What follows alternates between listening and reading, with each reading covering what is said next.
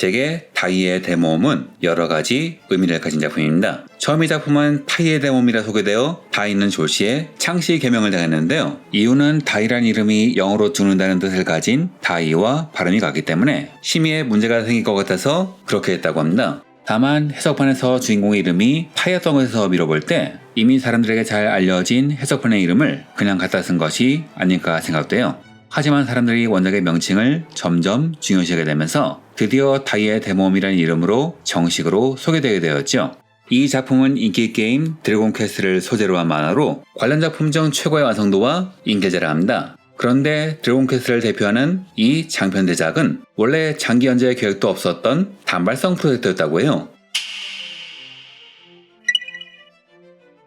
원래 다이의 대모험은 게임 홍보용 작품이었습니다. 당시 드래곤 퀘스트 4는 시리즈 최초로 옴니버스식 구성을 채택했는데 이 때문에 개발이 지연되어 3편과 2년간의 공백기가 생겨버렸죠. 이는 1년에 한 작품씩 내겠다는 애닉스의 계산을 흔드는 것이었습니다. 이에 애닉스는 드래곤 퀘스트의 붐을 지키기 위해서 여러가지 프로젝트를 도입했는데 우선 애닉스가 직접 추진한 애니메이션 아벨 탐험대, 놀라운 완성도로 90년대 한국에서 인기를 끌었죠. 그리고 반다이의 가드다스, 마지막으로 가장 소규모였던 만화가 있습니다. 당시 슈에이시의 만화 잡지 소년 점프는 패미컴 궤도 게이머 단일한 코너에서 드래곤 퀘스트를 집중 노출하고 있었고 여기서 드래곤 퀘스트는 잡지 판매량에 기여하는 알짜 기획이기도 했죠. 그런데 드래곤 퀘스트 4의 개발이 장기화되며 열기가 떨어지자 이 공백을 메우기 위해서 점프의 편집자 토리시마 카즈이코는 단편 기획인 델파 이루이루를 기획합니다. 토리시마가 이 기획을 드래곤 퀘스트의 아버지 호리유지에게 전하자 그는 산조리쿠라면 맡겨도 된다면서 허락했죠. 왜 하필 산조리쿠인가? 그는 앞서 말한 패미컴 점프 게이머단의 표지의 가운데 인물 게이머 명인이라는 이름으로 집필을 하고 있었고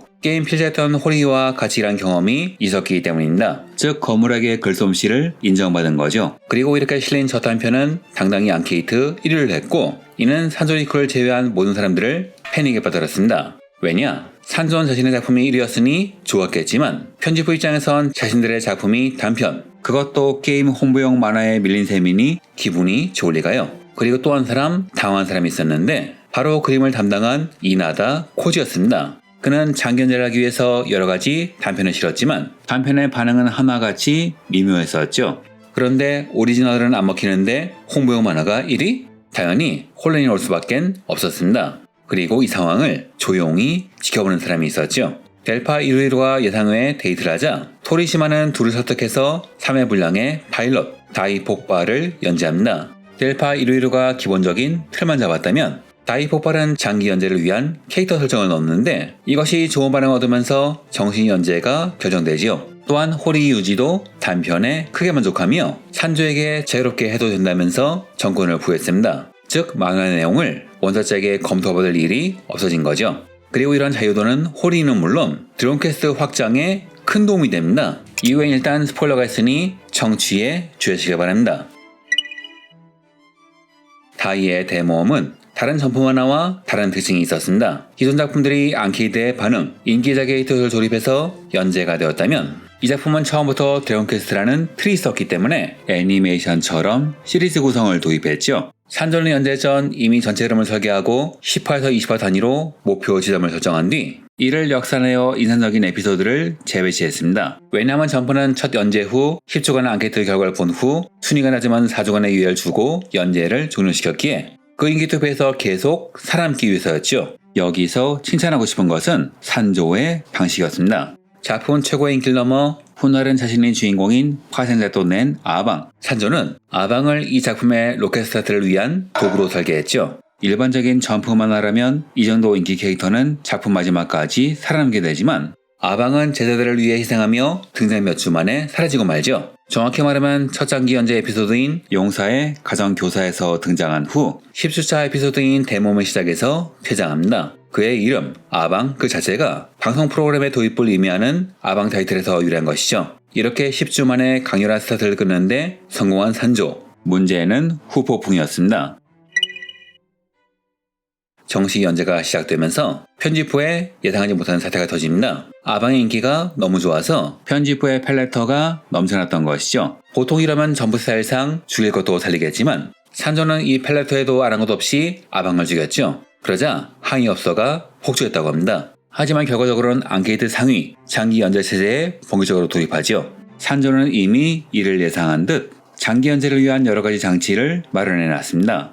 우선 다이 이마의 문장. 다이는 사실 용의 기사라는 최강의 전투 설명체로 용의 문장이 발현되면 엄청난 힘을 얻게 되는데 사실 이는 장기 연재라는 사고를 극복하기 위한 대응책이었습니다. 첫 단편 델파 이루일에선 등장하지 않았죠? 그땐 단편이었기 때문에 힘은 부족했지만 용서의 용기로 이겼다는 마무리가 가능했지만 정작 장기 연재에서 그것도 배틀물에서 매번 강적을 용기로 이기는 것은 작품의 인기를 위해선 있어선 안 되는 일이었습니다. 문제는 처음엔 단편 기획이었던지라 다이를 너무 어리게 설계했다는 거죠. 그래서 그는 용의 문장이라는 짝중의 긴장을 유지하면서 강적과 싸울 수 있는 무기를 부여했죠. 그리고 훗날 밝혀지지만 이 문장은 이 작품을 단순한 애들용 만화가 아니라 훌륭한 드라마로 만드는 장치이기도 했습니다. 그 다음은 적의 설정. 다른 전품 만화가 하나의 적을 물리치면 다음 적이 나온다면 이 작품은 특이하게도 10주차의 대모험의 시작편에서 이후 나올 적의 모습을 모두 보여줍니다. 이는 산조씨가 특촬물 광편이었기 때문인데요. 특촬물은 어린 시청자가 악당과 영웅을 쉽게 구분하고 재미를 느끼게 하기 위해서 처음에 적을 모두 공개합니다. 적이 누군지 확실히 알면 이야기에서 혼란을 느끼지 않으니까요.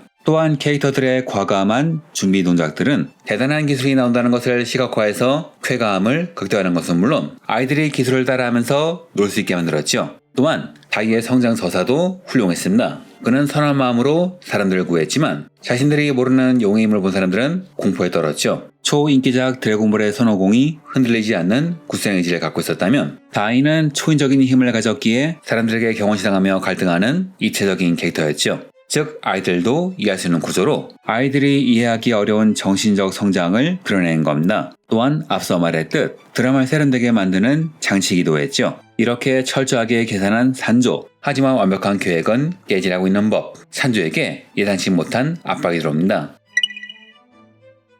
어느 날 토리시마는 산조를 부릅니다. 이 녀석 꼴 보기 싫으니 죽여버리라고. 그 정체는 바로 파티의 마법사인 포프였습니다. 여러 서적이나 인터뷰를 보면 토리시마는 단순한 월급쟁이 편집자가 아니라 점프의 막다한 영향력을 만든 공신 중 하나이자 그 영향력을 발휘해서 여러 사업을 성공시키고 전무이사를 넘어 자회사인 백천사 대표이사 세상까지 올라간 업계에선 입지전적인 인물입니다. 그는 무슨 일을 할 때 반대 논리까지 다 예상해서 철저히 준비하고 공략하는지라 이 인물이 죽이라고 하면 별 수 없이 수밖에 없었죠.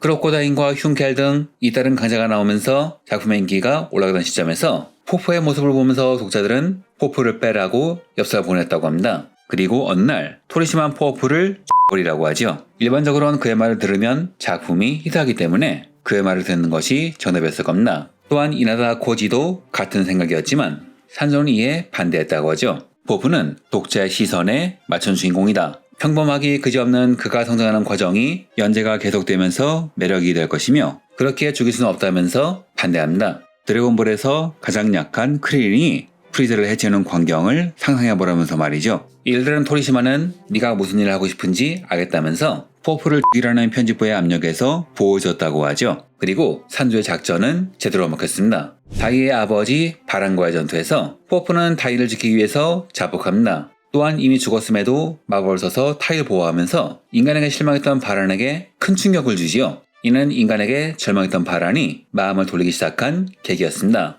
그래서 포프에게 용의 피를 내어주고 이후 우여곡절 끝에 포프가 다시 살아나게 되지요. 문제는 포프가 죽는 분량이 연재되었을 때였습니다. 포프를 빼려던 독자들은 성장하는 포프의 모습에 어느샌가 매료되어 있었고 이번엔 포프를 살려내라면서 엽서를 보냈다고 해요. 산조의 계산이 제대로 먹힌 거죠.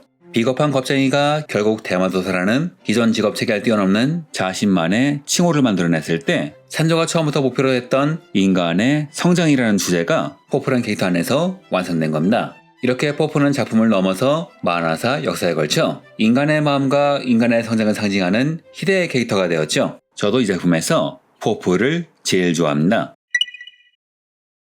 이 작품은 여러가지 설계로 아이들이 몰입하기 쉽게 만들었지만 연령층이 높아지는 전부 독자를 위한 진중한 설정도 잊지 않았습니다. 우선 최종 보스에 관한 것.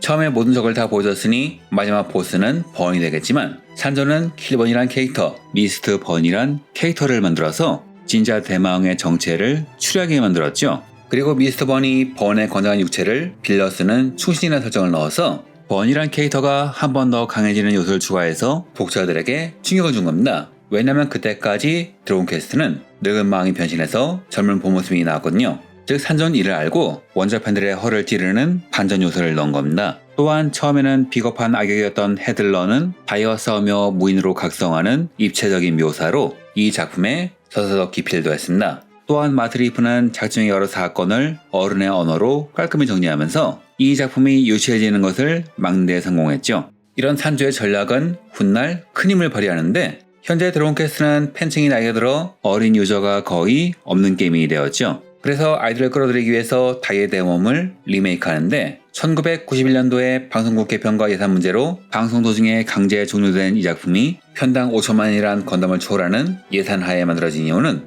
이 작품을 봤던 어른들이 지금 다시 봐도 재밌게 볼 것이란 확신이 섰기 때문이라고 합니다. 다만 프로듀서의 폭로에 의하면 어른들은 좋아했는데 아이들은 모이지 않았다네요. 아마 감성이 다르기 때문이겠죠?